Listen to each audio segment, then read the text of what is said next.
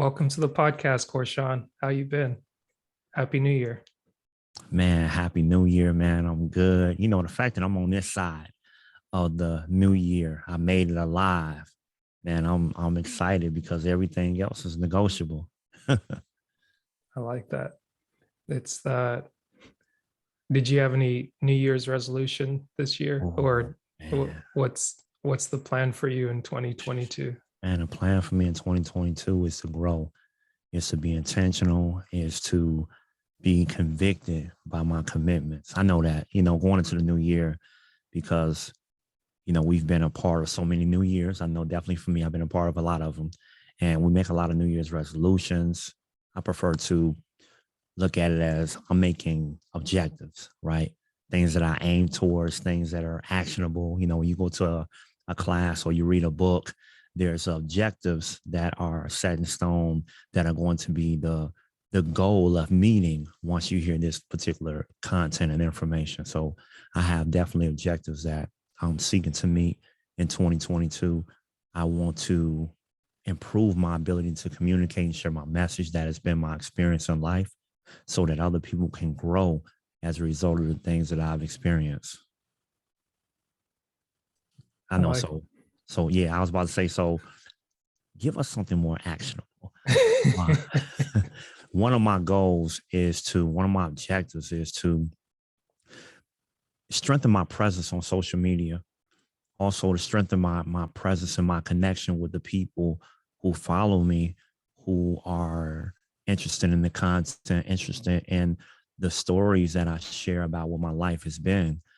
I really believe that every person on the planet has an audience. And so in 2022, I'm looking to nurture the audience that I have and grow that audience by way of my podcast that I'm in the process of doing now. I'm currently recording that. I'm going to be launching it here in January.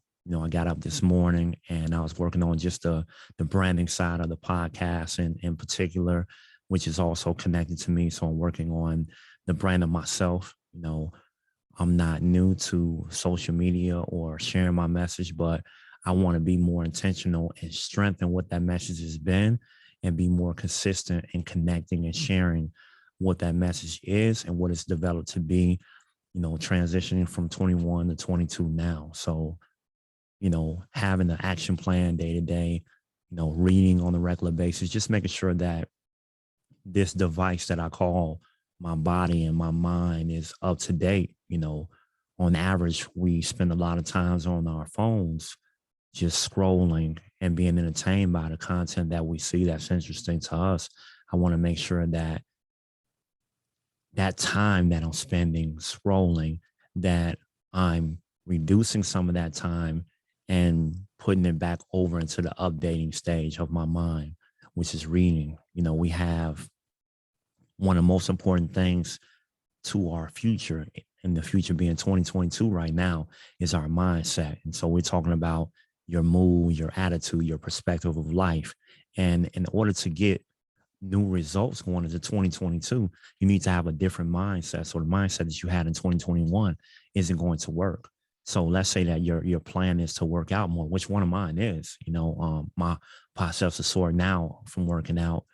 I realize that I need to have a new mindset. I need to have new discipline, new commitments, and new convictions. And so one of the most important ones for me in 2022 is just making sure that I'm putting my objectives in front of me every single day. Like I talked about new content, a new lecture, a new course. You go into one of those college classes and you're given a textbook. And if you look at the beginning or the front of the textbook, in one of those pages, one of the things you're going to find is you're going to find the objectives. And no matter what class you go to, every time that you get a new textbook or some new information, one of the things that they're going to go over with you is what the expectations are that are going to be the takeaways from that new information. So I'm making sure that I'm setting in front of me my objectives for the day, because if I conquer the day, I'm going to have a grip on 2022. I like that. Just how you close it out there, just focusing on the day. That's been a game changer for me, and almost, how would you say, almost in a way, having that resolve of not having to look too far ahead or think too far into the future, but just worrying about or just focusing on, okay, this is what I'm going to do today, and being able to recap that and say, did I get done what I said I was going to do before I move on to the next? And in being able to do that to kick off 2022, what is this what does this new venture mean to you? Man, it means more commitment, serious commitment. One of the things I think about whenever I think about goals or objectives, missions, things that we want to get accomplished, I can't help but to think about what are the elites doing? And when I say elite, people who tackle missions on a regular basis. For some time ago, I thought about how do elite teams tackle goals and missions? And so when you think about an elite team, one of the first groups that comes to my mind is Navy SEALs. They are just like on a whole nother level. And I took the time before I thought about how do they do it? They're human. They feel pain. They feel exhaustion. They have some insurmountable goals that are put in front of them. Sometimes they're casualties. They have some objectives that are just unbelievable. One in particular is one of their goals is not to leave a man behind.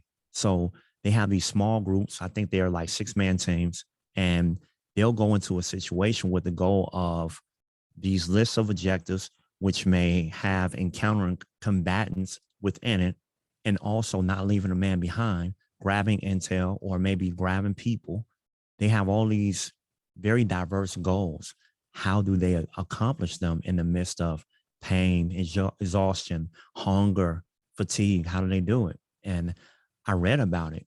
And one of the things that they do is they have milestones set out that they can reach, that they can touch. They're not focused on so much, we got to get home. They may be in another country. We just got to get home. They're thinking that we need to land. We got to jump. We need to land. Once we land, we need to get to bingo. We need to get to this particular point so we can actually start our mission. We may have to collect intel here. So they have these different close reaching goals. That's like priority 1, priority 2, priority 3, priority 4. And they're moving closer and closer to the finish line. And I said, how can I apply that to my life? And so to answer your question, what does it mean to me in 2022 is being more efficient with my time, which is a regular struggle. That's why I had to shrink it down to bite-sized pieces. We have like the elephant ears at the carnival. You can't just stuff that whole thing in your mouth. You got to take it out one bite at a time. The same as the Navy SEALs do. They take out these really big missions, one objective at a time, one priority at a time. And so this year, I want to make sure that if I have this big goal that I want to accomplish, I need to tackle today, because tomorrow isn't promised. Yesterday, I can't get back, but I got a grip on today. I got a stronghold on today. So I need to look at my list, being efficient, looking at the things that I want to do today, and make sure that I'm hitting the milestones or those priorities that are closest to me so that I can move the needle and move closer to actually accomplishing my mission. So what it means to me is just being more efficient, more intentional, more structured, and remembering what's important to me. When you think about New Year's resolutions or goals or objectives, one of the reasons I believe, this is a conclusion I came to recently, one of the reasons why we don't meet those objectives, goals, or resolutions is because there's no accountability. We're not revisiting those things. We're not talking about them on a regular basis. I think one of the most basic ideals that we can really get our head wrapped around, because no matter what walk of life you're coming from or that you're in right now, we've all attended school, right? Whether it's been homeschooling, high school, middle school, college, secondary training, we can all wrap our mind around that idea. when you go into a class, we talked about textbooks before, but focusing more so on the actual testing of this particular semester or this module that we've been going over in class, the instructor, the professor, or teacher is going to tell you that we have a test coming up. We may have the midterm, we may have the final, we may have a quiz. And during that testing, we're going to be looking for this thing, this thing, this thing, and this thing. Do we have a study guide?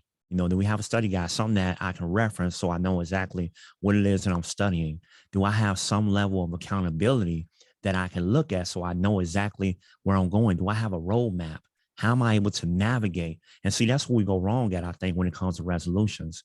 We will make these goals at the beginning of the year or at the bottom of the previous year, right? And we'll say that we want to do all these different things. And it's almost like throwing things at the wall and just hoping something sticks. And then not even turning back to see what kind of mess you made or if you made any progress. We go 12 months with that. And so when you think about the analogy that I gave when talking about school and testing, when you get ready for the test, the instructor is going to cover information and ask that you retain it. They may have different presentations, different topics, discussions. They may bring in someone new to talk about the same stuff that you all have been talking about. And then they alert you to the idea that there is going to be a test. Then they give you a study guide, something that you can use as a navigational tool so that you have a roadmap exactly as to where it is you're going, right? And then the day before the test, they may say, you got the weekend to study because on Monday, we're going to be having that final. We're going to be having that midterm. We're going to study for this. There's going to be some level of accountability for the things that we've been going over. So make sure that you have your goals, your study guide in front of you, and you're actually working on how you're going to actually tackle this thing. And so when we just focus in on what our goals are for 2022, I think it's really important that we have a study guide. I think it's important that we know exactly what it is that we want every single day. We need to make sure that we are refreshing our mind with what it is that we want, because when we do that, there are going to be certain decisions that we don't even have to make again and again and again, because we're looking and saying, okay, I got goal number 1, 2, and 3. I got a decision in front of me. It's only one question that you have to ask yourself. This thing that I'm about to do, will this move me closer to my goal or further away from my goal? And in the previous years, I think that that's one of the things that a lot of us haven't done. Those elite people like Navy SEALs, they're really going over what it is that they're going to do. There's a couple books out there. One of them by Jocko Willing. It talks about ownership. And he really goes into great detail about their workups. Did you know, a lot of people don't notice, I didn't notice until I read about it. Before they go on the mission, they are responsible for coming up with a plan of how they're going to tackle their mission, right?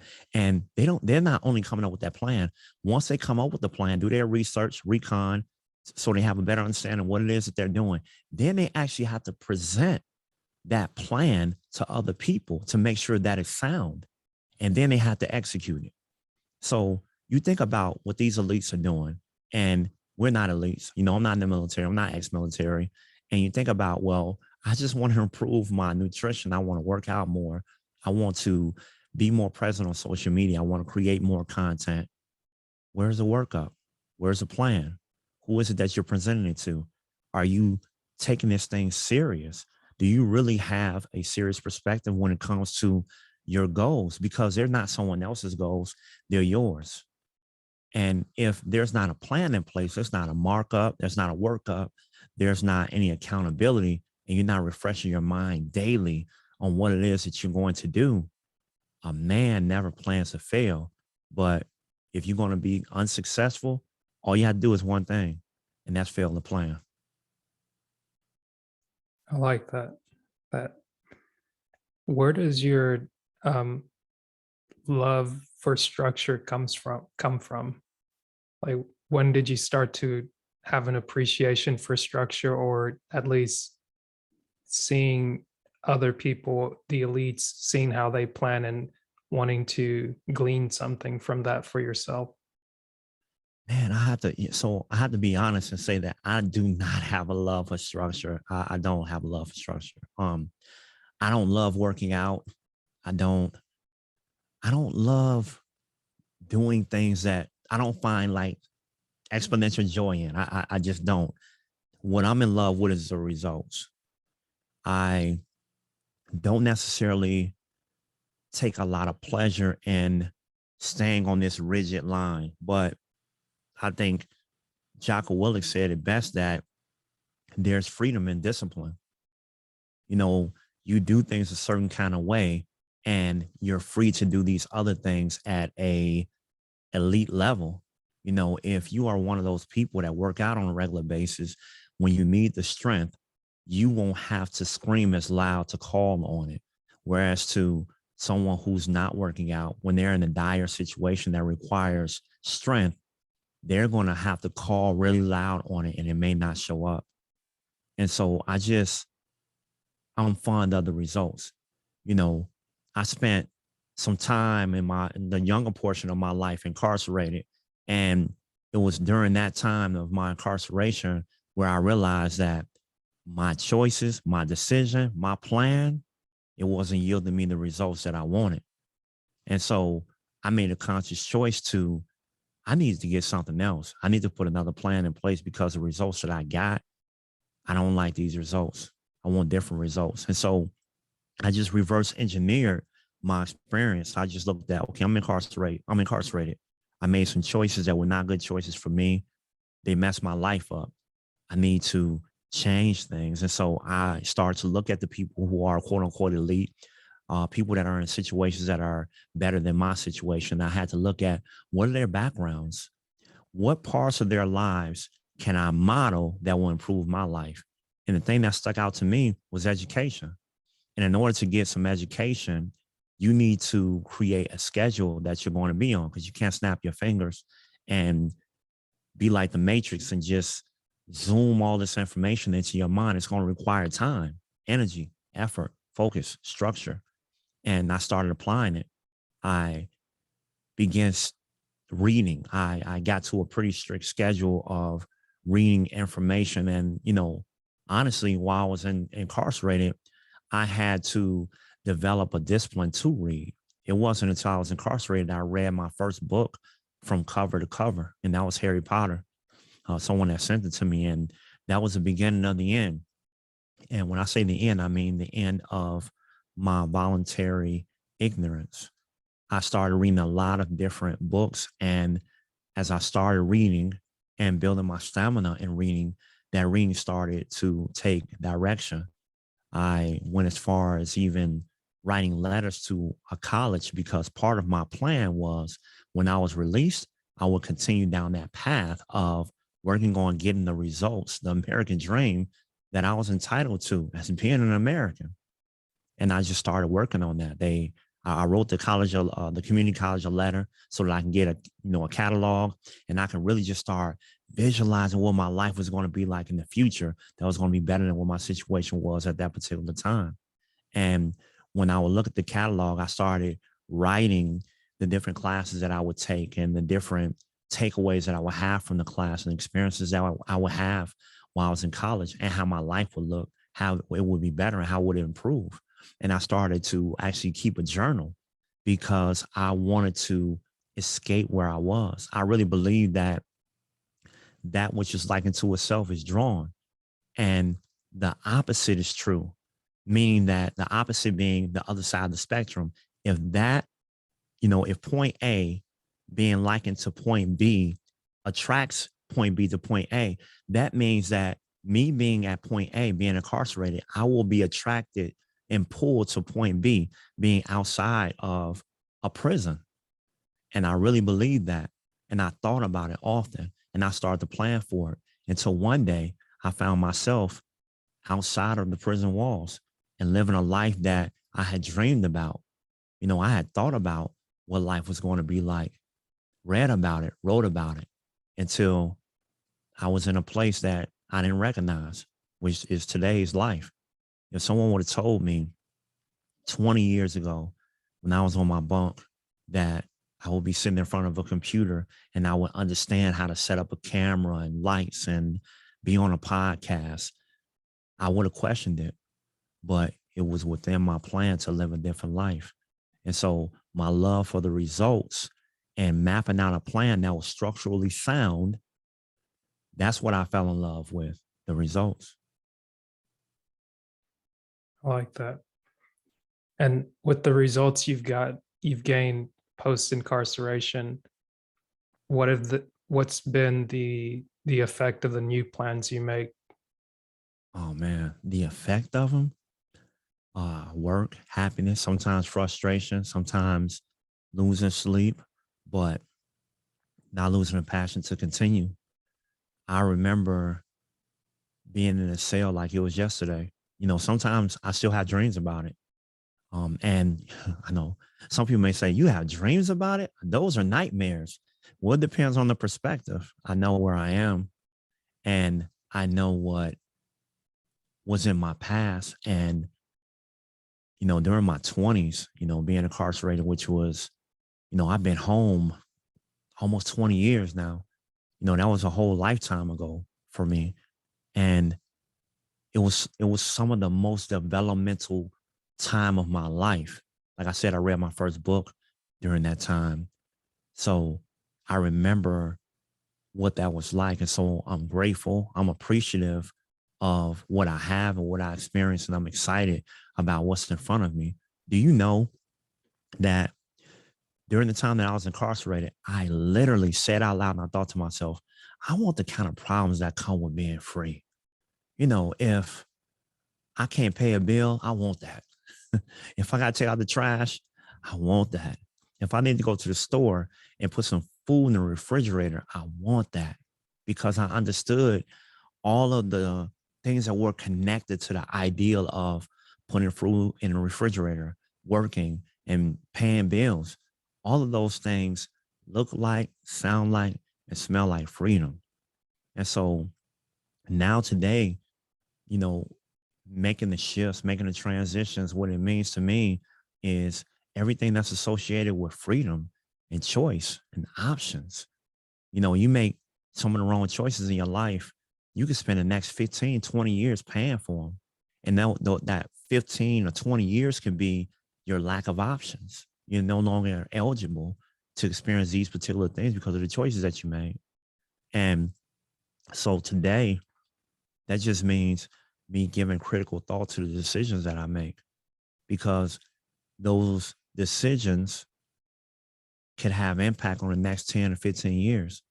And, you know, for the people that are listening, I don't know if you've ever heard of this before, but when you do not make a decision, that's a decision too.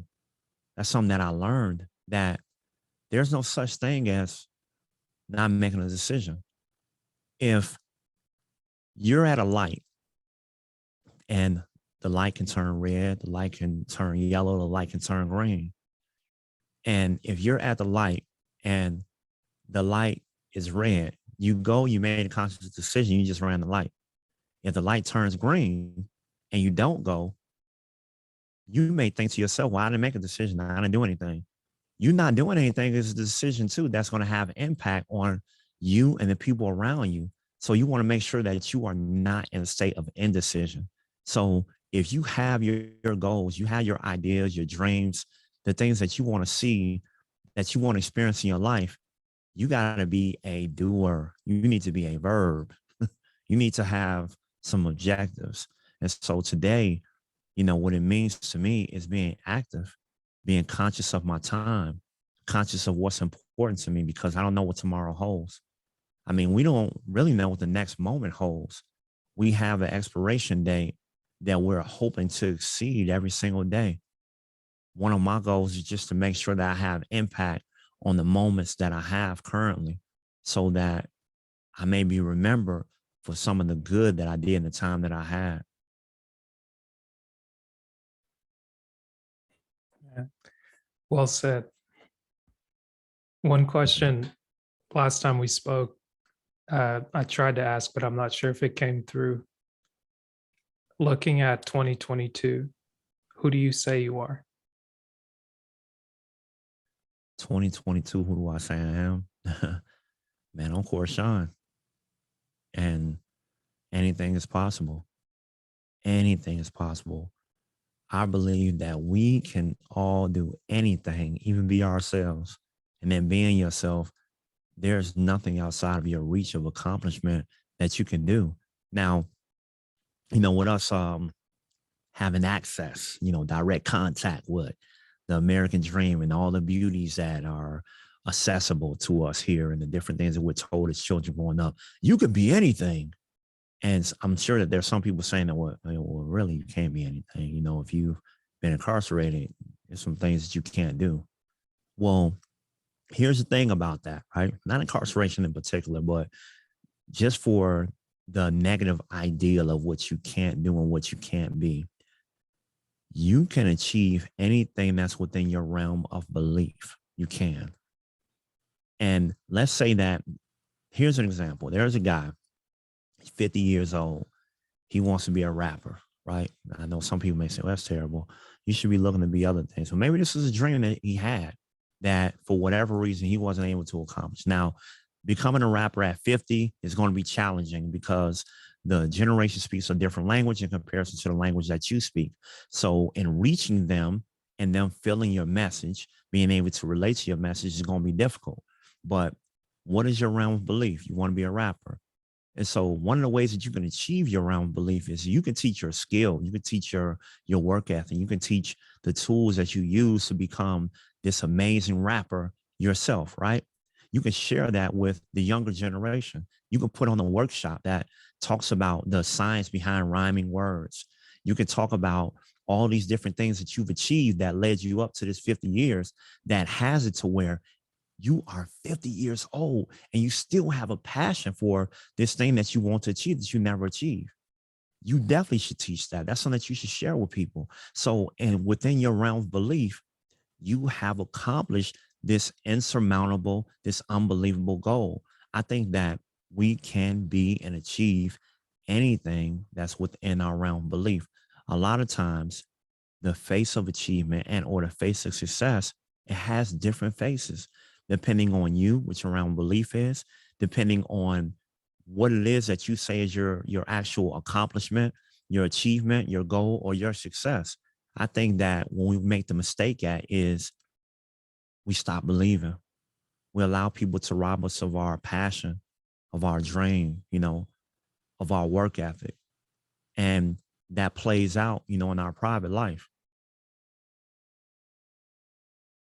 I like that, especially the part when you talk about to you can be anything, especially even yourself, but also in being something. If you're able to teach whatever it is that you seek to be, you become that more so um, than somebody else would have thought, because it's a teacher can make more of a teacher that's able to like show other people how to do something is able to create more of what they are or more of the idea that they had than if they were just on a stage being the one to say, hey, look at me, look at me. But it's like being in a position to teach, you can still say look at me, but with a different impact or a different outlook. So I like that framing. Absolutely, man. Absolutely. When I think about the question of, in 2022, who am I? I'm evolving. I'm developing. I am a force. I am a doer. Like I said on the line, we share the likeness of one of the greatest creators known to the universe. We share that likeness. We share some of those abilities. And with that in mind, there are few limits that are put on what you are able to create. And so if I had to isolate into one word in 2022, what I am, it's a creator. Well put. From the man behind the camera to in front of the camera and in front of the mic now. Absolutely. Let Abs- people know where they can find you with the projects you have going on now and what's to come in the future. Oh yeah, definitely, man. You can find me on social media, Instagram in particular. Find me under This Is Corshawn. That's spelled Corshawn. This is Corshawn. You can also find me on Instagram under The Fix Podcast. That's FIXXPODCAST, The Fix Podcast. You can also find me on Instagram under Corshawn Devon, and that is my photography page. The Fix Podcast is a podcast we're going to be launching in January, and This Is Corshawn on Instagram is going to be more of a home base for me just sharing my message. I'm going to also be sharing curated content from the podcast on there, and I'll be doing lives on there. I'll be also, sharing different pieces of content that I'm interested in that I feel like speaks to me, and that will also speak to my audience. You can also find me on Facebook, just on the Corshawn Brayboy. You can also find the Fix Podcast on Facebook as well in the near future. Like I said, I'll be launching that in January. So if you're in the neighborhood, if you're in the digital neighborhood, definitely feel free to stop in. Follow me on Instagram, follow me on Facebook. Offer feedback, connect, stop by. Grab a coffee, listen to some of the things I'm talking about, and let's connect. Absolutely. Awesome. And as a willing participant and fan, I've been a big fan of what you've been putting out so far, the short clips on Instagram, and just being able to give people a message that you have on your mind on a day-to-day basis. I think those really speak to me and also speaks to you as a person. So I thank you so much for that, and I look forward to seeing so much more. Man, absolutely. I'm honored, man. I'm honored. Like anybody else, I love hearing that. It's inspiring. I appreciate the support, and it's also encouraging and convicting for the future for me to continue putting out that content. I'm definitely looking forward to putting out more, evolving more, growing more, learning more, and sharing more of myself with the people I have the honor of following me and watching what I put out. Appreciate you, sir. Likewise, man. Likewise.